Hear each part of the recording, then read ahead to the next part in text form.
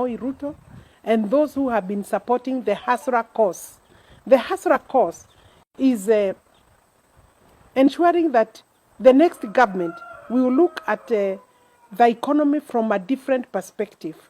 The bottom-up approach is what we are preaching, is what we are encouraging, is what we shall actually have at the end of this particular term or regime.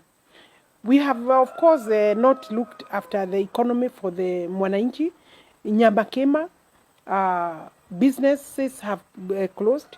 We know that people who brought their merchandise from outside the country have been clamped down, have been actually forced to close, have been forced to sell. Their things have been auctioned.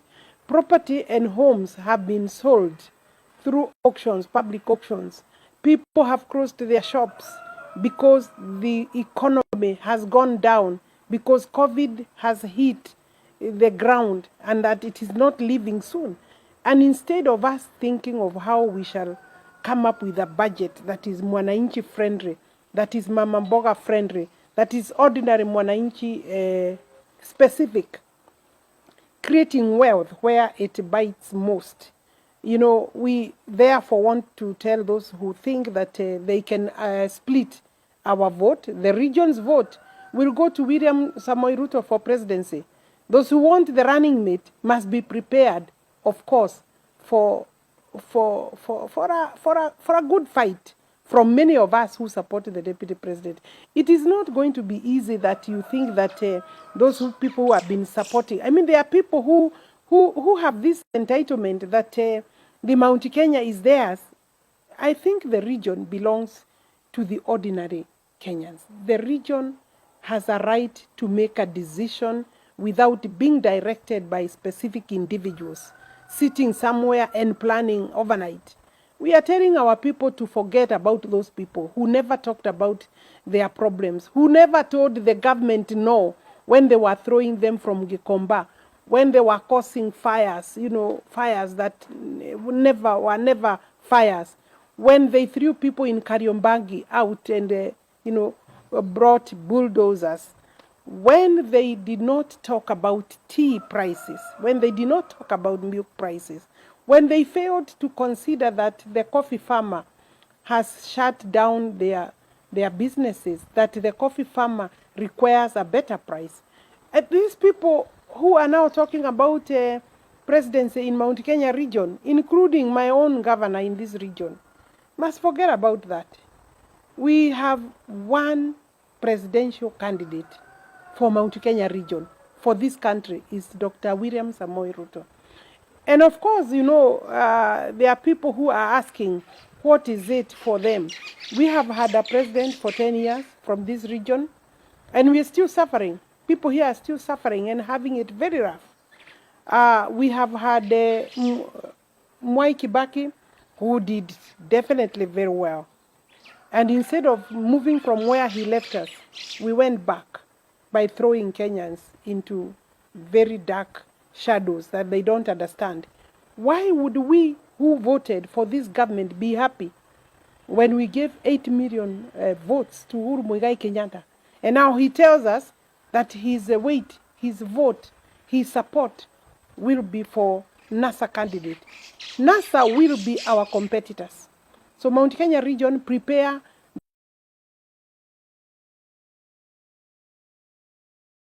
That we shall be competing with NASA.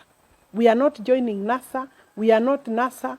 NASA are our opponents. And I dare say that we will be showing them dust. We will be showing them dust when the time comes. Those who want to work with William Samoei Ruto must stop sideshows, must stop game of musical chairs and come on board, because the door is not closed.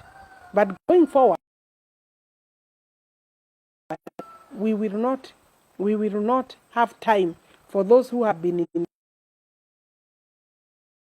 insulting others, those people who have taken this government as their own, those people who have an entitlement to this government and to the next government.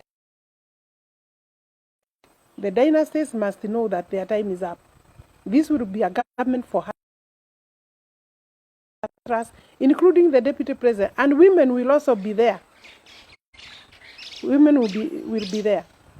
We will not sit back, because we have known that even the 2/3 gender rule did not work, has not worked, was never meant to work, and therefore we will be ganging up also to seek positions of power. And in fact, I see the running mate of Deputy President William Ruto being a woman in the next coming general elections. And why not? And we want to encourage more women to support the candidacy of William Samoei Ruto. We also want to ask the president to put money in the Big Four agenda. When he does that, we shall support, and we are willing to support. There are projects of electricity connectivity that are stored, infrastructure in terms of roads in this particular region, and some constituencies for that matter are still stored, and therefore we want to encourage him to put that money there. Universal health coverage, so that we are talking about affordable health care for every Kenyan. We haven't seen it happening. We want to say that we need money in every county, and county hospitals have been suffering. And of course the governors did not do a good job, but there is room, there is time. We need to put money there before this term is over, so that we can say that we left sufficient infrastructure to take care of health and affordable health care. And so the Big Four so far cannot score highly. I think when you talked about the infrastructure, you talked about accessing health care as core agendas for the president, I think the score will be very poor. And the reason, if you ask me, is the handshake. The handshake has not delivered for the handshake has taken away for people of Mount Kenya region. And you know, it is not bad to develop the whole country, but you can't develop some parts of the country at the expense of other parts of the country, especially those parts that really supported you and came out strongly in your support. And the way you've done it, Your Excellency, it's obvious that, you know, there is a tendency to do very little in the regions that supported you. What has happened? What is going on, Your Excellency? We are still waiting for you to, and we are expecting that this particular budget, you will be looking at the regions that also voted for you, including those other regions, because you have been preaching inclusivity, and it's a good principle.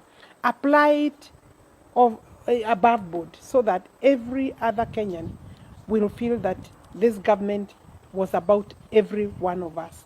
For now, we have been thrown out of your government. The positions we had in parliament were taken away. We haven't heard about better prices for tea. We have waited for prices for coffee. We have tried to work with you, the regulations that have come to parliament. People of Mount Kenya region have been very keen on coffee bill, on tea bills, and even when it came time for us to vote, we supported those registrations, and we will still support other registrations that are geared to improving the lives of the people of this region and Kenyans as a whole.